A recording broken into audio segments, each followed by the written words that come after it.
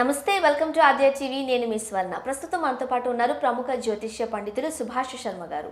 నమస్తే గురుగారు. గురుగారు, నిన్న మనం ఒక వీడియో చేసాం.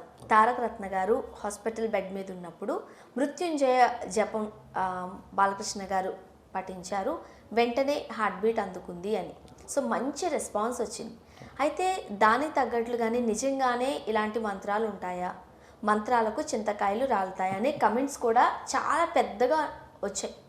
సో నిజమేనంటారా? వాళ్ళ అనే కమెంట్స్కి మీరు ఏం చెప్తారు? ముందుగా ప్రేక్షకులందరికీ శ్రీమాత్రే నమః, శ్రీ గురుభ్యో నమః. జ్ఞానినాం నపి చేతాంసి దేవి భగవతీ హిస బలాయ కృష్ణమోహాయ మహామాయా ప్రయశ్చతి. మంత్రాలకు చింతకాయలు రాలుతాయా అనే అర్థాన్ని కనుక మనం చూసుకుంటే, మంత్రాలకు చింతకాయలు రాలవు, కానీ మంత్రం ద్వారా ఒక గొప్పనైనటువంటి శక్తులు ఎన్నో ఉన్నాయి. ఎందుకంటే గతంలో మనము చూసుకున్నట్టయితే వేద మంత్రోచ్చారణతోనే వాతావరణాల్లో మార్పులు క్రియేట్ చేశారు, వర్షాలు కురిపించారు వరుణయాగాల ద్వారా. అలాగే మంత్రం ద్వారా ఎన్నో శక్తులను ఉత్పన్నం చేయడం జరిగింది. అలాంటి శక్తులు ఉత్పన్నం అయ్యాయి అంటే అది కేవలం మంత్రశక్తి ద్వారానే అయ్యాయి అని చెప్పేసి ముందు ప్రేక్షకులు తెలుసుకోవాలి.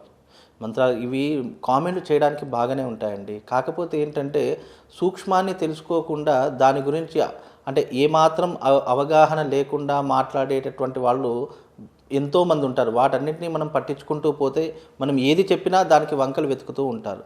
ఎందుకంటే ప్రజలనేటటువంటి వాళ్ళు ముందు ఎదుటివారు చెప్తున్నటువంటి మంచిని తీసుకోరు, ముందు చెడు, ఇతను చెప్పే దాంట్లో ఏదైనా లొసుగు దొరుకుతుందా, ఇతను చెప్పే దాంట్లో ఏదైనా తప్పు దొరుకుతుందా, ఇలాంటివన్నీ ఎక్కువగా ట్రోల్ చేస్తారు. ఇప్పుడు ఉన్నటువంటి సిచ్యువేషన్లో, జనరేషన్లో అవే ఎక్కువగా తీసుకుంటున్నారు కాంట్రవర్సీలు. ఇప్పుడు దీంట్లో నేను చెప్పినటువంటిది ఏంటి అంటే, బాలకృష్ణ గారు తన చేత్తో ఆ హృదయం మీద చేయి పెట్టినప్పుడు ఆ మంత్రశక్త, అతనిలో ఉన్నటువంటి మంచితనమా లేదంటే దైవానుగ్రహమా, ఆ గుండె శబ్దం అనేటటువంటిది అందుకుంది. దాన్ని మనం పాజిటివ్గా తీసుకోవాలి, కానీ మంత్రాలు లేవు, అసలు మంత్రానికి శక్తులు ఉన్నాయా, ఇవన్నీ అనవసరమైనటువంటి మాటలు. మంత్రానికి శక్తి లేకపోతే మన ప్రపంచంలో యావత్ భారతదేశంలో ఇన్ని దేవాలయాలు ఎందుకు వచ్చాయి? ఒక శిలలోనే కాదు, కింద పెట్టినటువంటి ఎప్పుడైతే మనం ఒక దేవాలయంలో ఉన్నామో ఆ దేవాలయంలో విగ్రహానికి కాదు శక్తి, దాని కింద యంత్ర ప్రతిష్టాపన చేస్తారు. ఆ యంత్ర ప్రతిష్టాపన చేసేటటువంటి సమయంలో దానికి ఉన్నటువంటి శక్తి అది విగ్రహ రూపకంగా మనకు బయట కనిపిస్తుంది. అంటే శక్తి అనేటటువంటి యంత్ర రూపకంగా విగ్రహానికి వస్తుంది. యంత్రం మంత్రాధీనం, తన్మంత్రం బ్రాహ్మణాధీనం అని చెప్పి ఊరికే చెప్పలేదు. ఇప్పుడు ఎప్పుడైనా యంత్రం అనేటటువంటి మంత్రాధీనంలో ఉంటుంది. ఆ మంత్రం ఎవరి ఆధీనంలో ఉంటుంది? బ్రాహ్మడు ఉచ్చరించేటటువంటి మంత్రాలలో ఆధీనంలో ఉంటుంది. ఇంత శక్తి ఉన్నటువంటి ఒక మంత్రానికి, అందులోనూ పరమశివుడి యొక్క మంత్రాన్ని వీళ్ళు అర్థం చేసుకోలేదు అని అంటే వాళ్ళు అజ్ఞానులు, మూర్ఖులు అని చెప్పి మనం మాట్లాడుకోవాలి. అంతకంటే ఎక్కువ పదాలు లేవు ఇక వాళ్ళతో. ఎందుకంటే మంత్రానికి అంత శక్తి ఉంది అని నమ్మితేనే కదా ఈ లోకం ఇంకా ఇంత సుభిక్షంగా ఉంది. ఇంకా 4 మంచి పనులు జరుగుతున్నాయంటే మంత్రంలో ఉన్నటువంటి శక్తి ద్వారానే జరుగుతున్నాయి తప్ప ఏదో మనం చేసేటటువంటి ముఖ్యమైనటువంటి పనులకు కాదు. ఎప్పుడైనా గుర్తుపెట్టుకో, మంత్రానికి శక్తి ఉంది, అది నమ్మితే ఉంటుంది.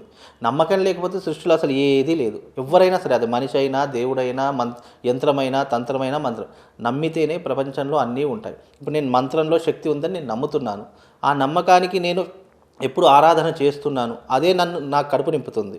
ఇప్పుడు నీవు చేసే వృత్తిలో నువ్వు ఈ రకంగా వృత్తి చేస్తున్నావు, ఏదో ఒక వృత్తి ఏదైనా తీసుకొని ఆ వృత్తిలో నీకు నమ్మకం ఉంటేనే నువ్వు పైకి వస్తావని చెప్పి అనుకుంటేనే నువ్వు ఆ వృత్తిలోకి నువ్వు ముందడుగు పెడతావు. నీకు వృత్తి మీద నమ్మకం లేదనుకో, నువ్వు ఎన్ని కోట్లు ఇన్వెస్ట్మెంట్ పెట్టినా కూడా నీకు తిరిగి రాదు కదా. అంటే నువ్వు నష్టమే కదా నీకు అక్కడ. నాకు ఇక్కడ నష్టం లేదు. నేను మంత్రాన్ని నమ్ముకున్నాను, దైవాన్ని నమ్ముకున్నాను, అలాగే ఆ భగవంతుడు శక్తి ఉన్నది అని నేను నమ్ముతున్నాను. కాబట్టే మంత్రానికి అంత శక్తి ఉందని నేను ఇంత బహిర్గతంగా చెప్పగలుగుతున్నాను. లేదు అంటే మంత్రానికి అసలు చింతకాయలు రావు, ఇది ఎంత ఉట్టి మాటలు నేను చెప్పేవాడిని. కానీ అది తప్పు, అవాస్తవం. నేను దీనికి సైంటిఫిక్ రీజన్ కూడా చెప్పాను. మీరు కావాలంటే యూట్యూబ్లో కూడా కొట్టి చూసుకోండి కదా.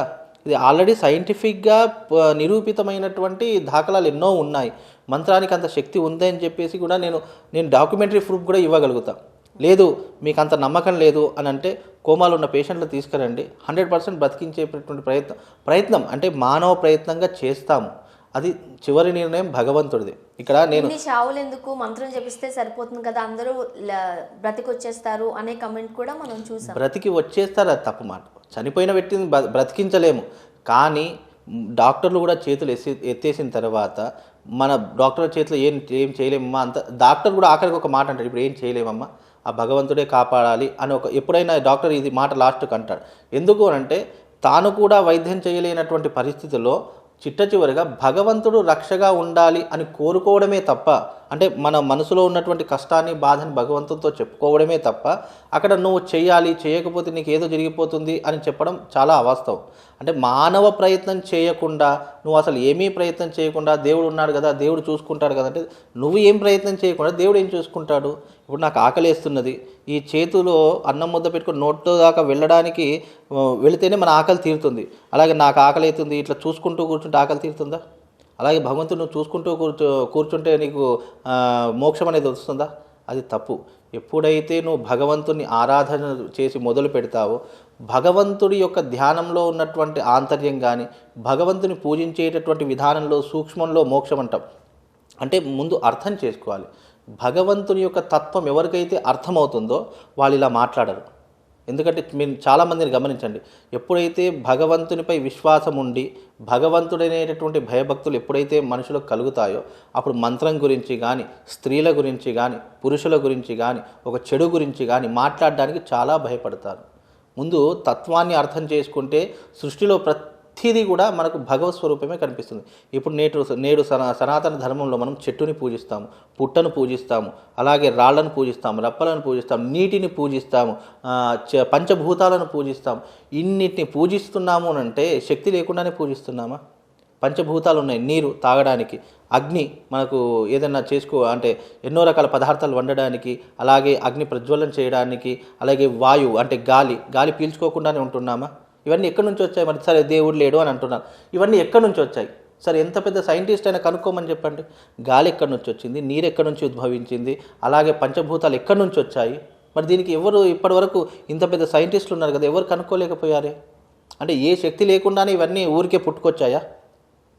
కాబట్టి శక్తి అనేటటువంటిది ఉంటుంది. అది మన బిలీవ్నెస్, నమ్మకం మీద ఆధారపడి ఉంటుంది. నేను ఎవరికైనా ఒకటే చెప్తా, నువ్వు నమ్మలేదా అది నీ ఇష్టం, నీ వ్యక్తిగత విషయం. అంతేగాని నేను నమ్ముతున్నాను కాబట్టి నేను నా అభిప్రాయం నేను మీకు చెప్తున్నాను. కానీ మిమ్మల్ని నమ్మండి, లేదంటే ఈ మంత్రాలు లేవు, చింతకాయలు లేవు, చింతకాయ ఇవన్నీ ఉట్టి మాటలు, అంటే పనికి రానటువంటి మాటలు. ఇలాంటి విమర్శలు ఎవరు చేస్తారో తెలుసా? ఏ పని పాట లేకుండా ఇంట్లో ఖాళీగా కూర్చుంటారు. వాళ్ళ భవిష్యత్తు గురించి వాళ్ళకు అవగాహన లేదు, కానీ ఎదుటిల భవిష్యత్తు ఎప్పుడు విమర్శించాలి అనేటటువంటి వాళ్ళే ఇలాంటి కామెంట్స్ పెడతారు తప్ప నిజానికి అతని పని అతను చేసుకొని, లేదంటే భగవంతుడు ఉన్నాడని నమ్మే వాళ్ళు ఇలాంటివి పెట్టరు. ఖాళీ పని పాట లేనటువంటి వాళ్ళు ఇలాంటివి పెడతారు తప్ప భగవంతుడు ఉన్నాడు, శక్తి అనేటటువంటిది ఉంది. బాలకృష్ణ గారు పెట్టినందుకు నేను ఆ విషయం చెప్పలేదు, ఆ మంత్రంలో శక్తి ఉంది అని నేను చెప్తున్నాను. ఆ మంత్రంలో అంత శక్తి దాగి ఉంది కాబట్టి త్రియంబక యజామహే సుగంధిం పుష్టివర్ధనం ఉర్వార్ముఖ నియోబంధనాన్ మృత్యోర్ముక్షీయమామృతార్. ఆ మంత్రం యొక్క అర్థాన్ని గనక ఎవరైనా సరే మీకు తెలియకపోతే గ్రంథాల్లో తీసి చదువుకోండి, ఆ మంత్రంలో ఉన్నటువంటి శక్తిని కనుక్కోండి, అప్పుడు మీకే అర్థమవుతుంది. నేను చెప్పాల్సిన అవసరం లేదు. ఎప్పుడైనా పరిశోధన చేస్తే ఏదైనా తెలుస్తుంది. అంతేగాని పరిశోధన చేయకుండా మనము నోటికొచ్చినట్టు నరం లేని నాలుక ఎన్నో రకాలుగా మాట్లాడుతుంది. అలాంటి నరం లేని నాలుక మాట్లాడిన ప్రతిదీ మనం పట్టించుకుంటే ఇప్పుడు నేను ఇక్కడ కూర్చునేవాడిని కాదు, మీరు ఇలా ప్రశ్నలు అడిగేవాళ్ళు కాదు. కాబట్టి దీని గురించి ప్రజలు ఏమనుకున్నారో నాకు అనవసరం, నాకు తోచినది నేను చెప్పాను. కాకపోతే ఏంటంటే మృత్యుంజయ మంత్రంలో అంత శక్తి ఉంది. మృత్యుంజయ హోమం చేయిస్తే ఒకవేళ చిట్ట చివరి అవకాశంగా మీకు బ్రతికే అవకాశం ఉంటుంది. ఆ భగవంతుని వేడుకోండి అని చెప్తున్నాను తప్ప దీంట్లో మీరు చేసుకుంటేనే అవుతుంది, లేకపోతే కాదు ఏదో జరిగిపోతుందని నేను భయపెట్టడం లేదు. నాకు తోచిన సలహా నేను ఇస్తున్నాను. వాళ్ళ వంశస్థులు కానీ, వాళ్ళ కుటుంబ సభ్యులు కానీ, తారకరత్న గారి కుటుంబ సభ్యులు కానీ ఇలాంటి హోమం చేసుకోండి. ఆ భగవంతుడు మీకు నిండు నూరేళ్ళు ఆయుష్నిస్తాడు, మృత్యుంజయుడు అవుతాడు. మృత్యుంజయ మంత్రం అంటే ఏంటి? మృత్యుంజయుడు అంటే మృత్యువుని అధిగమించి వచ్చినటువంటి వాళ్ళు అని చెప్పేసి అర్థం తప్ప దీంట్లో మీరు వేరే అర్థాలు తీసుకోకండి. దయచేసి భగవంతుని మీరు ఎప్పుడైతే దూషిస్తారో అది మనిషిని అతపాతాలని తొక్కేస్తుంది. నువ్వు ఎంత ఎదిగినా అక్కడి నుంచి నేను ఒక్కసారి భగవంతుడు తన్ను తంతాడు. కాబట్టి అలాంటి దూషణ వద్దు, అలాంటి వ్యతిరేకత వద్దు. మంచిగా బాగుండాలని కోరుకుందాం అంతే తప్ప ఎవరో ఏదో అన్నారని చెప్పేసి దాని గురించి డిస్కషన్ చేసి అనవసరంగా మన నోరు ఖరాబ్. కాబట్టి అలాంటివి వద్దు. భగవంతుడు ఉన్నాడండి, తప్పకుండా మీరు విశ్వసిస్తే తప్ప దాంట్లో ఉన్నటువంటి ఆంతర్యం మీకు తెలియదు. ఏదైనా ఒక వస్తువుని రుచి చూస్తేనే తెలుస్తుంది. మన చేతితో పట్టుకొని చూసి దీని రుచి చెప్పంటే చెప్పగలుగుతామా?